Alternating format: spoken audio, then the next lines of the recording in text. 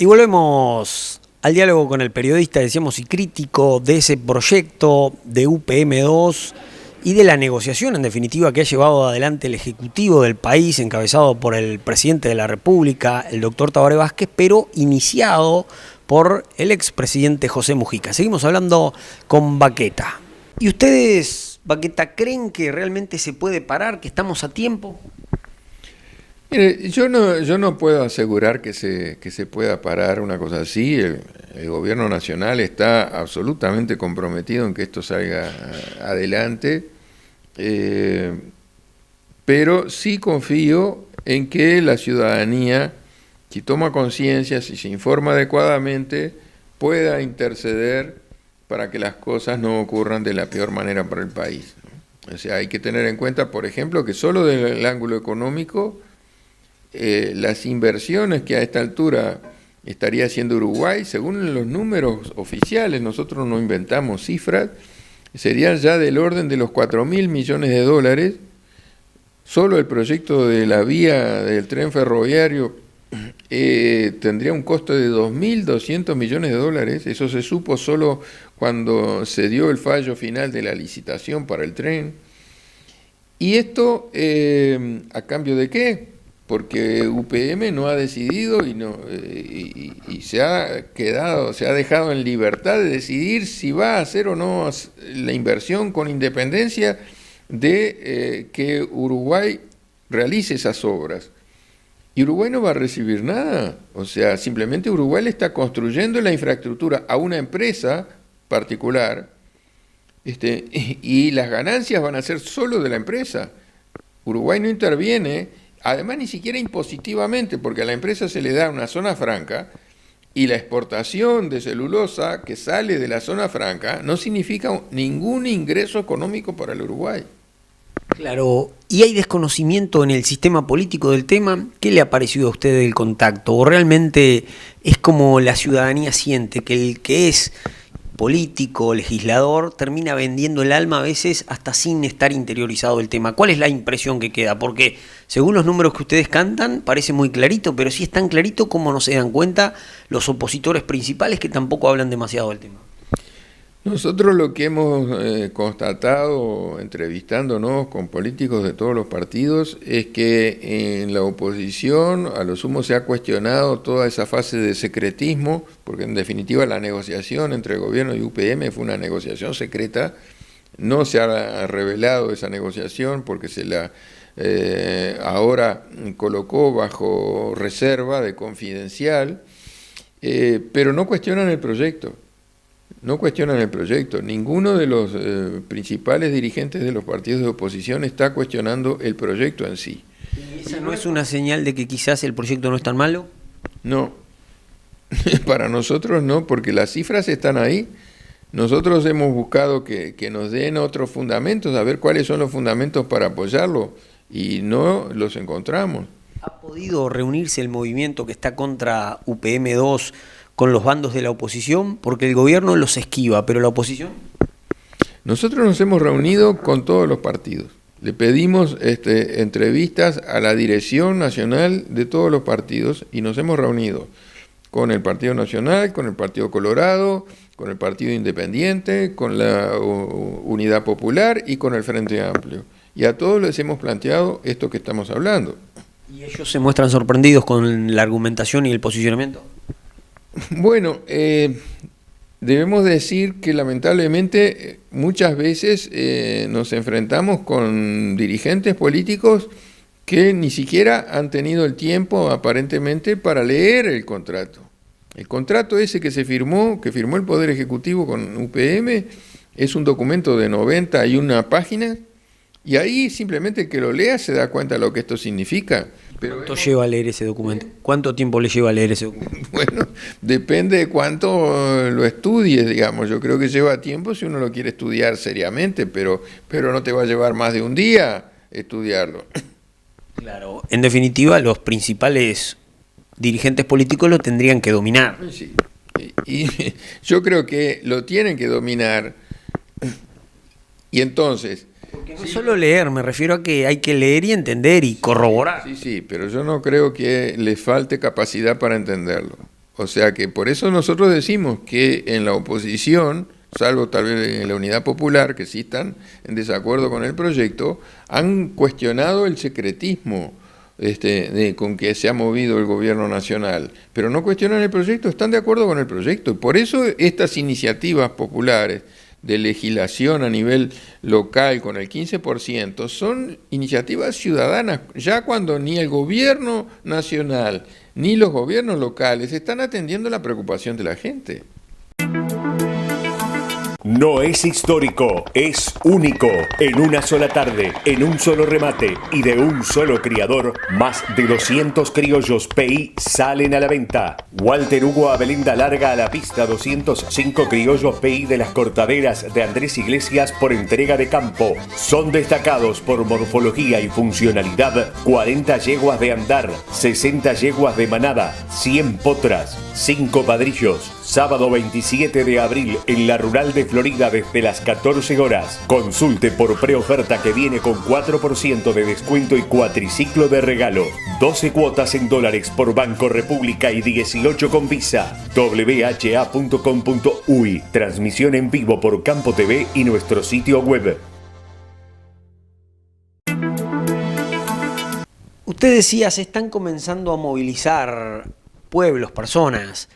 Y dio resultado, porque en definitiva en Sarandí Grande estuvieron presentes, discutieron el tema junto al alcalde Stopingi y también con el intendente Enciso, y a los pocos días se conoció que iba a haber un cambio en el trazado de la vía. Bueno, desde el Ministerio de Transporte llegaron a enviarle a los vecinos de Sarandí Grande incluso un plano con un recorrido alternativo. Yo vi ese informe además. Incluso es importante resaltar que en las conclusiones de ese informe se decía que el trazado alternativo no tenía un costo mayor que el trazado original. Pero el problema es que eso no lo han confirmado seriamente, porque para confirmarlo, bueno, tienen que tomar una resolución y firmarla, sino que además cuando se conoció la semana pasada la decisión del Ministerio de Medio Ambiente autorizando el proyecto, en una parte de la resolución dice, se le encomienda a la empresa constructora del tren que compense a las poblaciones de Sarandí Grande, de 25 de agosto y de otro pueblo que ahora no recuerdo, por las afectaciones al espacio público y otros aspectos.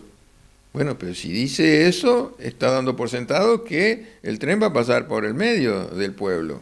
Porque si el tren no pasa por el pueblo, ¿por qué tienen que compensar? ¿Pero ya se sabe que iba a pasar o no? No, ese es el proyecto original. Pero llegaron a decir que aceptarían lo que estaban pidiendo los vecinos de Sarandí Grande de no hacerlo pasar por el pueblo. Pero con esta resolución del Ministerio de Medio Ambiente, otra vez se generó la duda. Bueno, pero entonces, si nos quieren compensar por la pérdida de espacio público, etcétera, eso es porque el tren va a pasar por el trazado que tiene hoy. Aunque se diga que no. Claro. Entonces, eso es lo que motiva que los ciudadanos, los vecinos de Sarandí Grande, decidieron iniciar la recolección de firmas para asegurarse de que el tren no vaya a pasar por ahí. Claro. Pero son temas distintos. El medio ambiente debe ser una preocupación de todos y sobre todo pensando en las generaciones que vienen, pero la urgencia económica es lo que nos domina a todos.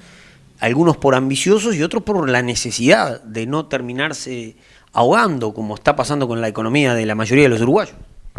Bueno, pero eso es un problema de políticas públicas.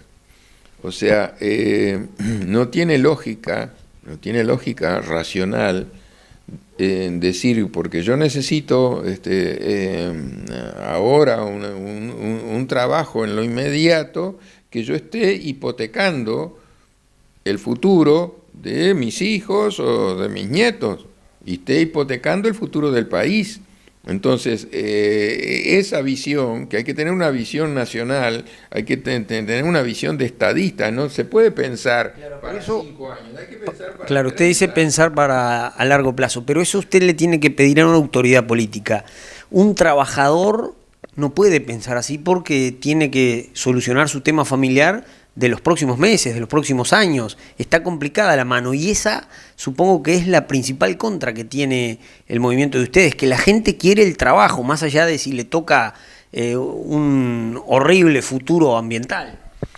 Bueno, yo creo que eso depende de la conciencia de los propios trabajadores.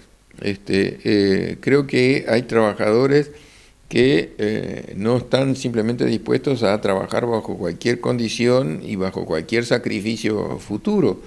Inclusive, tengo una anécdota, porque nosotros estuvimos ayer en una mesa redonda en la Facultad de Ciencias Sociales, donde se presentaba un proyecto de investigación sobre los riesgos, la gestión de riesgos en la industria de celulosa en el país.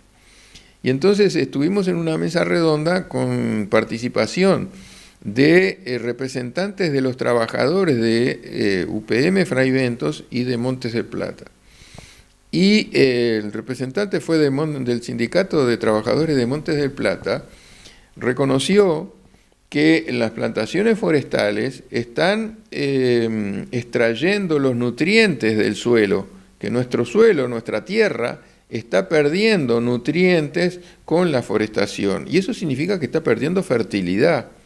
Nosotros sabemos, por la experiencia de otros países, como el Brasil, por ejemplo, que tiene una forestación más antigua que en Uruguay, que esas zonas, con el correr del tiempo, se han convertido en semidesérticas. O sea, al ir perdiendo la fertilidad del suelo, se va desertificando. Y eso es una estrategia funesta, porque eso significa que no vamos a tener la capacidad. Claro, pero esa discusión no es para un empleado de la planta de celulosa, sino quizás para un ingeniero que esté en el campo mismo. Y para los ciudadanos. O sea, si los ciudadanos no... Digo, que lo haya dicho el empleado de UPM no es garantía de nada.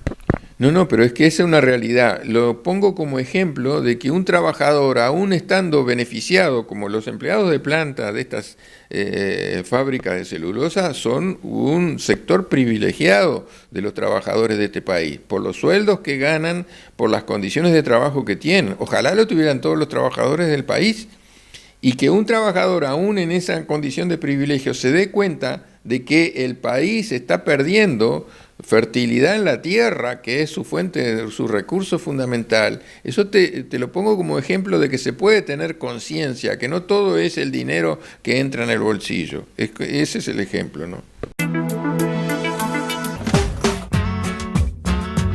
En Durazno, el lugar apropiado para las compras para su establecimiento agropecuario o su chacra es Agroveterinaria Lipa, del doctor Fernando Gelós. Tenemos buena atención, calidad, precios, pero además la disponibilidad para que usted se sienta como en su casa. Excelentes alternativas para piques, raciones, productos veterinarios e insumos en general. No lo dude, en Durazno, frente a la terminal de ómnibus. Agroveterinaria Lipa, como siempre.